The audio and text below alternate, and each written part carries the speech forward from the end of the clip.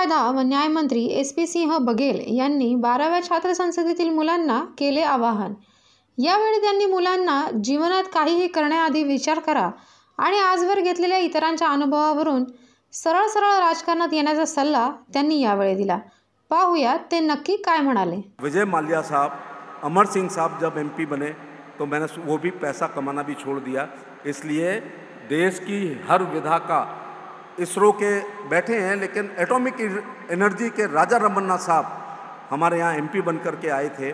मैं अभी बहुत से फील्ड छोड़ रहा हूँ, स्वामीनाथन साहब और कस्तूरी रंजन साहब। इसलिए बच्चों, जब ये सारे लोग 35 साल गुजारने के बाद राजनीति में आए हैं, मैं सीधे सीधे पीली चिट्ठी लेकर के आपके लिए आया हूँ कि फिल्मों में जाने से पहले, क्रिकेट में जाने से पहले, उद्योगपति बनने से पहले, फूलन देवी की तरह डकैत बनने से पहले अथवा बड़ा वकील बनने से पहले या CJI chief justice of India Ranganath Mishra और गोगोई बनने से पहले सीधे सीधे पॉलिटिक्स में आ जाओ।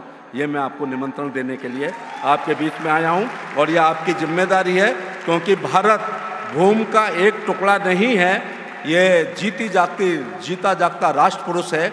बंगाल और पंजाब इसके दो मजबूत कंधे हैं, कश्मीर इसका मस्तिष्क है, गौरी शंकर इसकी जटाएं हैं, पूर्वी और पश्चिमी घाट इसकी दो जंघाएं हैं, विंध्याचल इसकी कमर है और नर्मदा इसकी गर्दनी है, कन्याकुमारी इसके पैर हैं, कंकर इसका शंकर है, सूरज और चांद इसकी आरती उतारते हैं। ये तर्पण की भूमि है, ये अर्पण की भूमि है। हम जिएंगे इसके लिए और हम मरेंगे इसके लिए। राहुल जी की एक बात का जवाब जरूर देना चाहूँगा कि आप इंडिया को भारत चाहते हैं, मैं भी इससे अपने को संबद्ध करता हूँ, मैं संबद्ध करता हूँ, लेकिन लोक भाषा पर ध्यान दीजिए, लोक भूषा पर ध्यान दीजिए, लोक भोजन पर ध्यान दीजिएगा। अंग्रेजी रुतबे की भाषा है, माध्यम की भाषा है, नौकरी की भाषा है। कृपया घर में मत आने दो। घर में मराठी बोलो, कन्नड़ बोलो, तेलुगु बोलो, हिंदी बोलो, तमिल बोलिएगा, भोजपुरी बोलिएगा। आप जिस भारत की बात कर रहे हैं उसको खतरा कितना है? कुत्ते के साथ अंग्रेजी बोली जा रही है, लूसी गो, लूसी सेट। एलीट क्लास की दादियां और नानियां अपने न्यू बॉर्न बच्चे के साथ अंग्रेजी में बात करती हैं और आप भारत की बात कर रहे हो। इसलिए पिछले 63 साल से भारत सरकार चुनता था और इंडिया सरकार चलाता था। ये 8 साल से भारत सरकार चुनता है और भारत ही सरकार चलाता है। इसलिए 12 का बीमा, 30 का बीमा, आयुष्मान योजना, प्रधानमंत्री आवास, ग्रामीण आवास, शहरी आवास, ये सब हम लोग दे रहे हैं। आपके भारत के लिए एक बात कह दूं, खूबसूरत नर्स से बदसूरत माँ हमेशा अच्छी होती है। इसलिए हमारी हिंदी, हमारी मराठी, हमारी कन्नड़, हमारी तमिल, हमारी तेलुगु, ये हमारी माँ हैं, भले ये थोड़ी सी खूबसूरत ना हो। तो भारत जब मुकम्मल करना चाह रहे हो, इसलिए भी करना है कि भारत की सभ्यता, संस्कृति, धर्म, अध्यात्म को बहुत सारे खतरे हो गए हैं।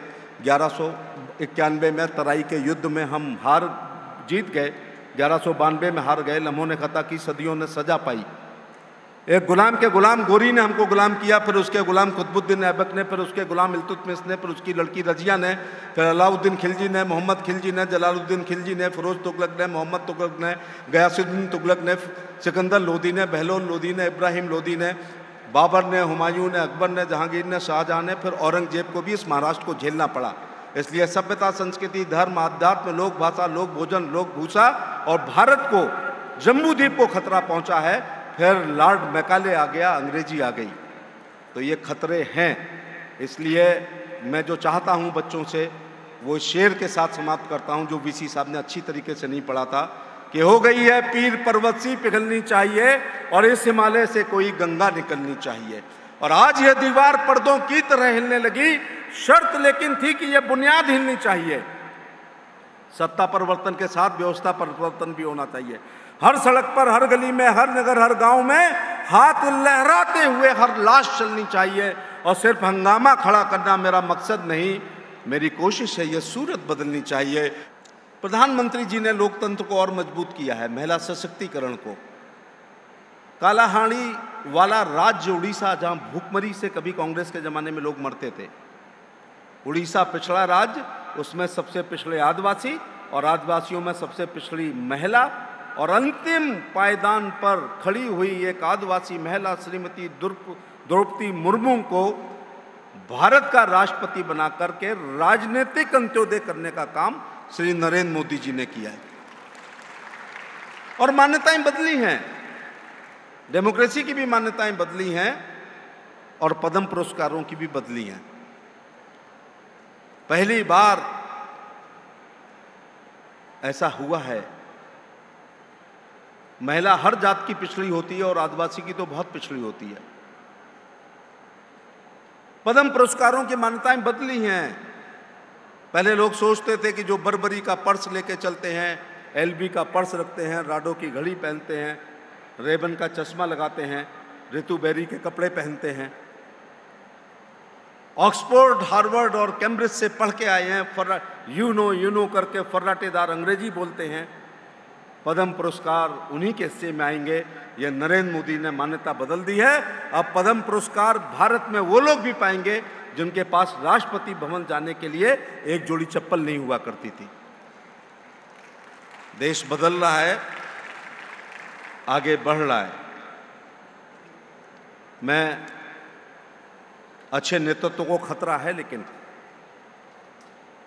मैं जब भी मेरिटोरियस बच्चों के प्राइज डिस्ट्रीब्यूशन में पिछले 24 साल से जाता हूं तो धीरे से कान में पूछता हूं, क्या बनना चाहते हो? डॉक्टर, इंजीनियर, शिक्षक, IAS, IPS, IFS, IRS, scientist, CA. एक बच्चे ने आज तक नहीं कहा कि मैं एमपी और एमएलए बनना चाहता हूं, मैं सीएम और पीएम बनना चाहता हूं। आज तक के इतिहास में किसी ने नहीं कहा। और बीच के कालखंड में किसी ने यह भी नहीं कहा था कि वकील बनना चाहता हूं। शुरू के कालखंड में गांधी जी, जवाहरलाल नेहरू, मोतीलाल नेहरू, कैलाशनाथ काटजू, सरदार पटेल बैरिस्टर थे। बीच में जिसका कहीं एडमिशन नहीं होता था वो लॉ में लेता था। लेकिन मुझे आज खुशी है कि इस पूना में ही इतने अच्छे लॉ कॉलेज हैं कि आज चौथी बच्ची कहती है मैं एडवोकेट बनूंगी। ये भी जुडिशरी को मजबूत करने के लिए, डेमोक्रेसी को मजबूत करने के लिए एक स्तंभ यहां से मजबूत हो रहा है।